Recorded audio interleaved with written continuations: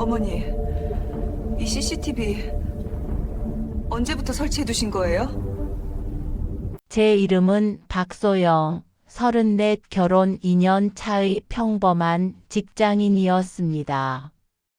남편 민수와 함께 시댁 근처 빌라에서 신혼살림을 꾸리고 있었죠. 중견기업 과장인 남편, 광고회사 대리인 아내. 전형적인 맞벌이 부부의 일상이었습니다. 문제는 시어머니의 방문 횟수였습니다.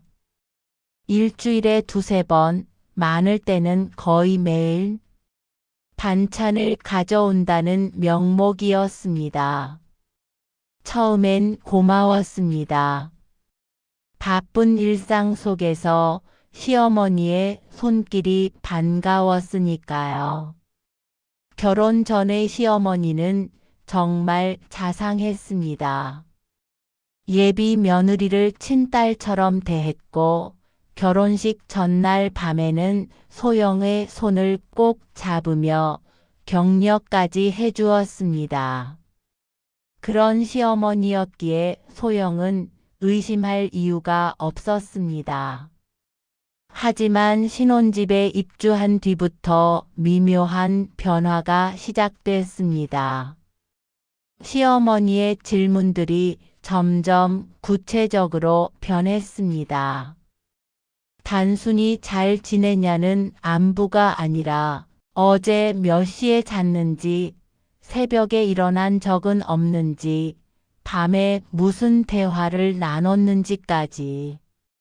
처음엔 자상한 관심이라고 생각했습니다. 어느 날 시어머니가 물었습니다. 요즘 새벽에 일찍 일어나냐고. 소영 부부는 새벽 운동을 한 적이 없었습니다. 하지만 실제로 지난주 남편이 악몽을 꿔서 새벽 5시에 깬 적이 있었습니다. 침대에서 벌떡 일어나 한참을 앉아 있었던 일. 그걸 시어머니가 어떻게 알았을까요? 또 다른 날엔 이런 질문도 나왔습니다. 지난주 목요일에 소영이 머리를 자르려다 관뒀다는 것을 어떻게 아느냐고. 목요일 밤 소영은 남편에게 단발머리를 할까 고민한다고 말했습니다. 그러다 마음을 접었죠. 안방 침대에 누워서 단둘이서 나눈 대화였습니다. 남편에게 물었지만 남편은 그런 사소한 이야기를 시어머니께 한 적이 없다고 했습니다. 시어머니는 잠시 당황하는 듯 하더니 건망증 탓을 하며 얼버무렸습니다. 소영의 불안감은 그렇게 시작됐습니다. 그런데 결정타는 따로 있었습니다. 시댁 가족 모임에서였습니다. 시아버지 환갑 기념 식사 자리. 시누이가 무심코 던진 말 한마디가 소영의 인생을 바꿔놓았습니다. 시누이가 웃으며 말했습니다. 요즘 시어머니가 밤마다 무언가를 재밌게 보신다고. 드라마냐고 물었더니 그것보다 더 재밌다고 하셨다고. 시동생도 거들었습니다. 시어머니가 밤 11시만 되면 어김없이 방으로 들어가신다고. 그 순간 소영의 등골이 서늘해졌습니다. 밤마다 보는 것, 드라마보다 재밌는 것, 대체 무엇일까요? 집으로 돌아오는 차 안에서 소영은 남편에게 조심스럽게 제안했습니다. 집을 한번 제대로 살펴보자고. 남편은 처음엔 과민 반응이라며 말렸습니다. 하지만 소영의 불안감은 가라앉지 않았습니다. 그날 밤부터 소영의 수색이 시작됐습니다. 침대 및 옷장 안, 책상 서랍, 화장대 뒤. 며칠간 밤마다 집 안 구석구석을 뒤졌지만 아무것도 발견하지 못했습니다. 스스로를 의심하기 시작했습니다. 너무 예민한 것 아닐까? 시어머니를 의심한다는 죄책감도 밀려왔습니다. 일주일이 지났습니다. 어느 날 밤, 불면증으로 뜬 눈으로 천장을 바라보던 소영의 눈에 작은 점 하나가 들어왔습니다. 핸드폰 불빛을 비췄을 때 환풍구 옆 천장 몰딩 모서리에 박혀있는 동그란 무언가. 처음엔 먼지인 줄 알았습니다. 하지만 자세히 보니 렌즈였습니다. 빛을 반사하는 작은 유리 표면. 심장이 멎는 줄 알았습니다. 온몸이 얼어붙었습니다. 떨리는 손으로 의자를 가져와 올라갔습니다. 손으로 만져보니 확실했습니다. 손톱만 한 초소형 무선 카메라. 다리에 힘이 풀려 의자에서 비틀거렸고 그 소리에 남편이 잠에서 깼습니다. 떨리는 손으로 천장을 가리키는 소영. 남편이 핸드폰 불빛으로 천장을 비추자 렌즈가 반짝였습니다. 다음 날 소영은 남편 몰래 보안 업체를 불렀습니다. 연차를 내고 집에서 기다렸습니다. 기술자가 확인한 결과는 충격적이었습니다. 무선 송신형 CCTV. 실시간으로 어딘가에 영상을 보내는 장치. 설치된 지 최소 6개월. 소영 부부가 이 집에 입주한 지 7개월째였습니다. 신혼집에 들어온 지 한 달 만에 설치됐다는 뜻이었습니다. 기술자의 설명은 계속됐습니다. 집 열쇠를 가진 사람이 설치할 수 있고 전문 장비 없이도 5분이면 달 수 있는 제품이라고.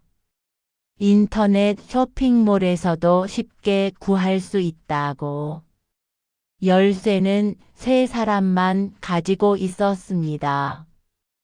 소영, 민수, 그리고 비상용으로 드렸던 시어머니. 소영은 그 자리에서 주저앉았습니다. 6개월간 저희 부부의 모든 순간이 누군가에게 보여졌다는 사실. 잠자는 모습, 옷 갈아입는 모습, 부부의 은밀한 시간, 싸우는 모습, 화해하는 모습. 모든 것이 구역질이 났습니다.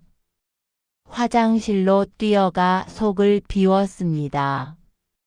기술자는 경찰 신고를 권했습니다. 명백한 불법 촬영, 성폭력 처벌법 위반이라고. 하지만 소영은 바로 신고하지 않았습니다. 먼저 확실한 증거를 더 확보하고 싶었습니다. 그날 저녁 퇴근한 남편에게 CCTV를 보여줬습니다. 남편의 얼굴이 새하얗게 변했습니다. 가방이 바닥에 떨어졌습니다. 믿을 수 없다는 표정. 하지만 증거는 그의 손에 들려 있었습니다. 떨리는 손으로 휴대폰을 꺼내는 남편. 당장 어머니께 전화하겠다고 했습니다. 하지만 소영이 막았습니다. 아직 확인할 게 하나 더 있다고. 소영은 며칠 전부터 준비한 것이 있었습니다. 시댁 식구들의 단톡방 내용. 남편 휴대폰을 잠깐 빌려 클라우드에 백업해 둔 것이었습니다. 법적으로 문제가 될 수도 있었지만 진실을 알고 싶었습니다. 노트북을 켜고 파일을 열었습니다. 단톡방 이름은 우리 가족. 대화 내용은 소영의 상상을 뛰어넘었습니다. 시어머니가 올린 메시지들. 오늘도 새벽까지 안 잔다는 내용, 젊은 것들 체력 좋다는 농담. 시누이의 반응. 엄마 그만 보시라고 민망하다고. 시동생의 메시지. 형수님이 알면 기절하겠다는 조롱. 시아버지만이 유일하게 제동을 걸었습니다. 너무 심한 것 아니냐고. 하지만 시어머니는 대수롭지 않게 넘겼습니다. 내 아들인데 뭐가 문제냐고. 며느리가 제대로 하는지 봐야 한다고. 혹시 바람 피우면 어쩌려고 하냐고. 대화는 계속 이어졌습니다. 소영의 집안일 평가. 어제 밤에도 라면 끓여 먹었다며 살림 못한다는 비난. 남편이 불쌍하다는 동정. 설거지까지 같이 하는 남편을 보며 교육을 잘못 시켰다는 후회. 더 끔찍한 내용도 있었습니다. 소영의 몸매 품평, 옷차림 비하, 심지어 부부 관계의 횟수까지 카운트하고 있었습니다. 6개월간의 기록. 소영 부부의 모든 사생활이 시댁 가족들의 오락거리가 되어 있었습니다.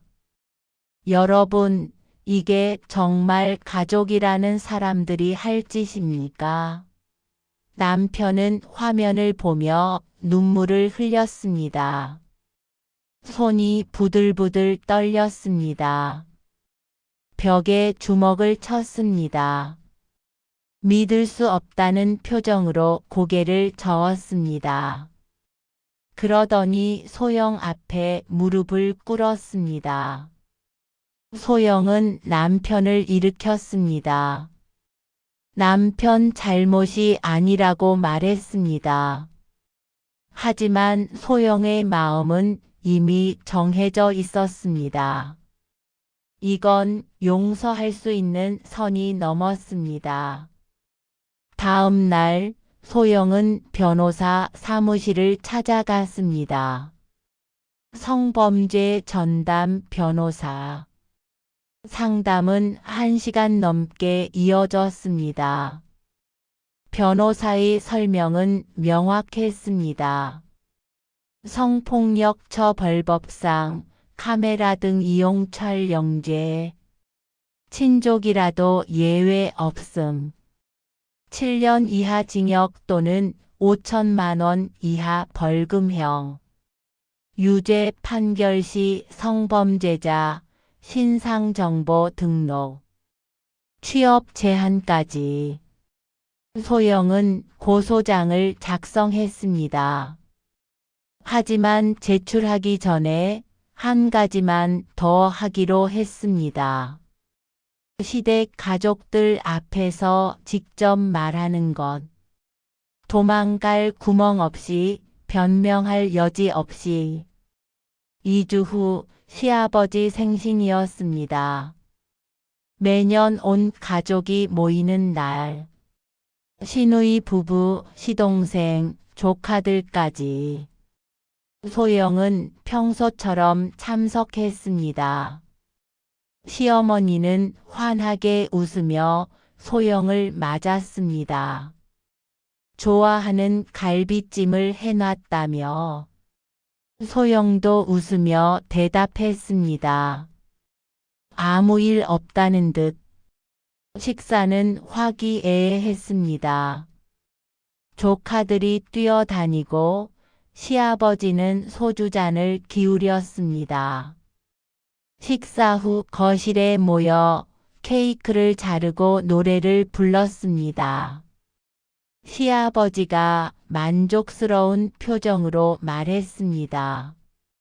가족들 얼굴 보니 좋다고. 건강하게 또 1년 보내자고. 박수가 터졌습니다. 바로 그때 소영이 가방에서 봉투를 꺼냈습니다. 한 말씀 드려도 되냐는 소영의 조심스러운 질문. 시아버지가 고개를 끄덕였습니다. 며느리가 무슨 할 말이 있냐고. 소영이 봉투에서 꺼낸 것은 손톱만 한 CCTV였습니다. 작은 렌즈가 거실 형광등 불빛에 반짝였습니다. 이게 뭔지 아느냐는 소영의 질문에 거실이 조용해졌습니다. 시어머니의 얼굴이 굳어졌습니다. 시누이가 뭐냐고 물었습니다. 소영의 대답은 담담했습니다. 저희 집 안방 천장에 달려있던 CCTV라고. 6개월 동안이라고. 케이크를 들고 있던 시동생이 접시를 떨어뜨릴 뻔했습니다. 시아버지가 놀란 표정으로 시어머니를 봤습니다.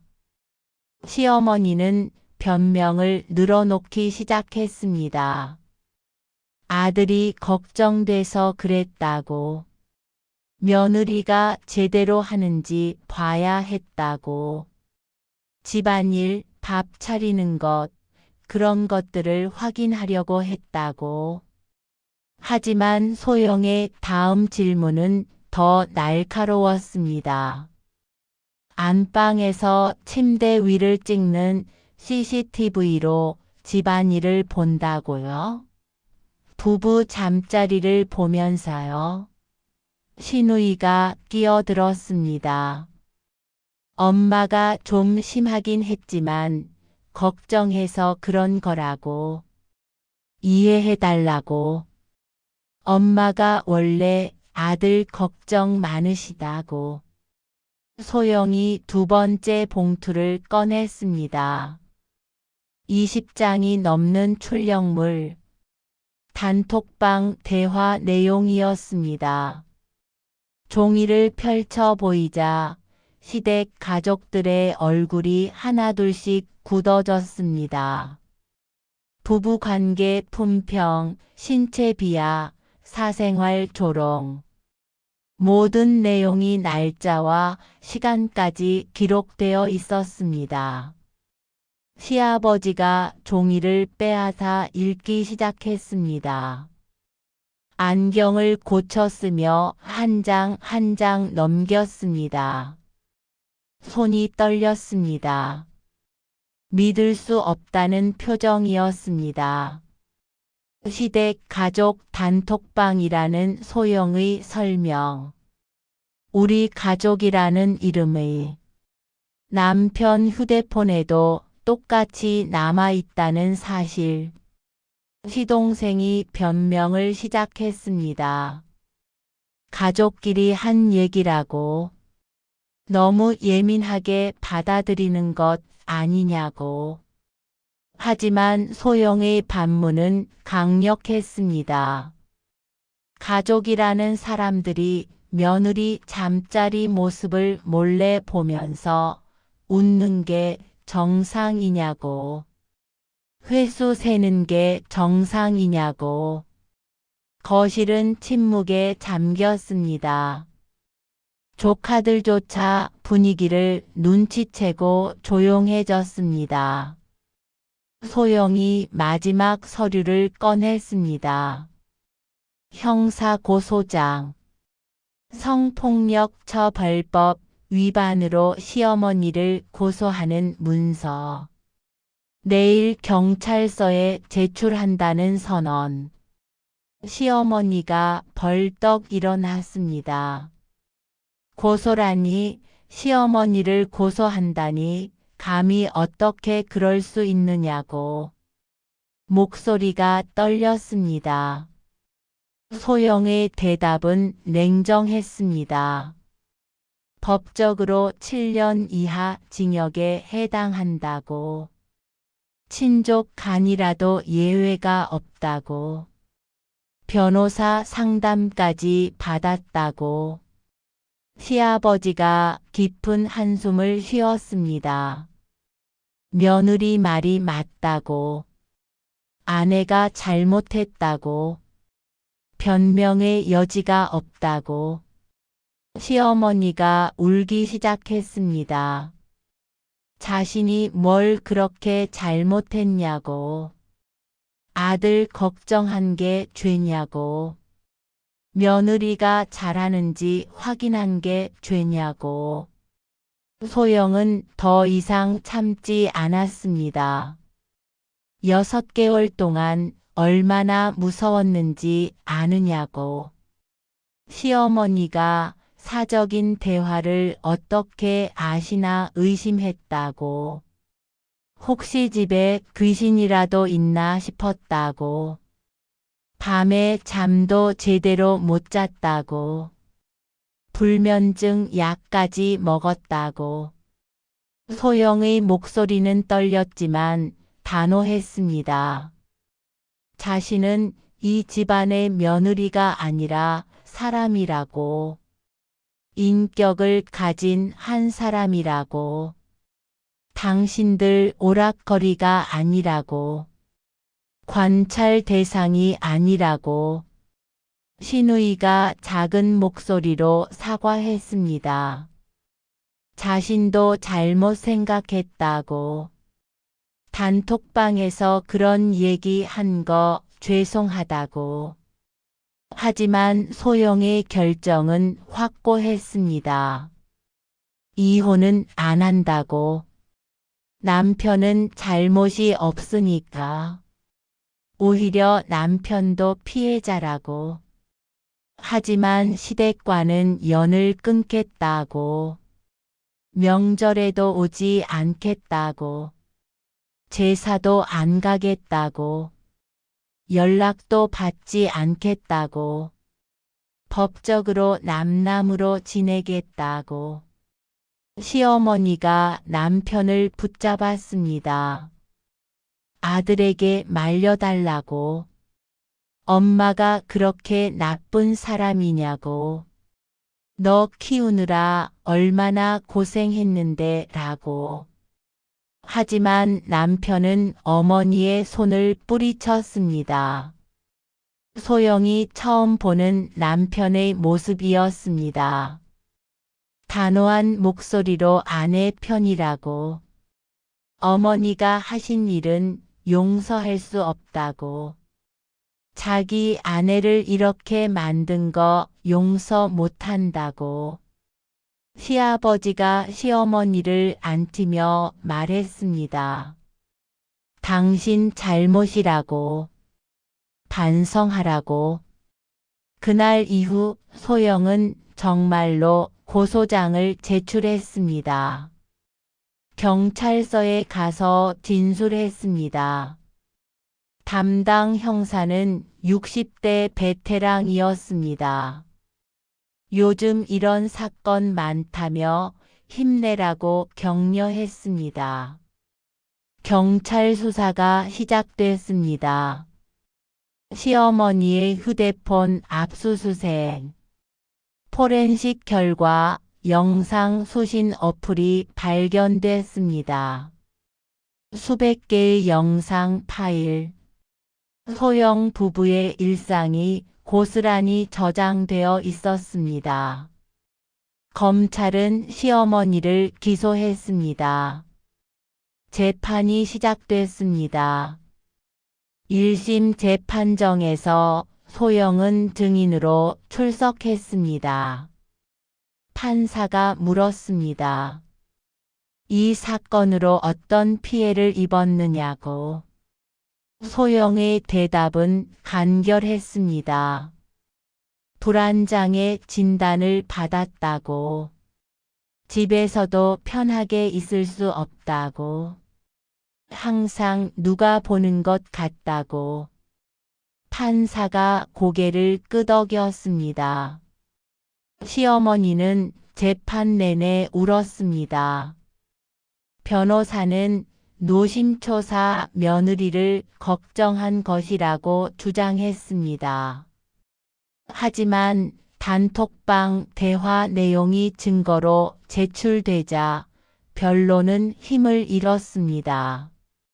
걱정이 아니라 오락이었다는 증거였으니까요.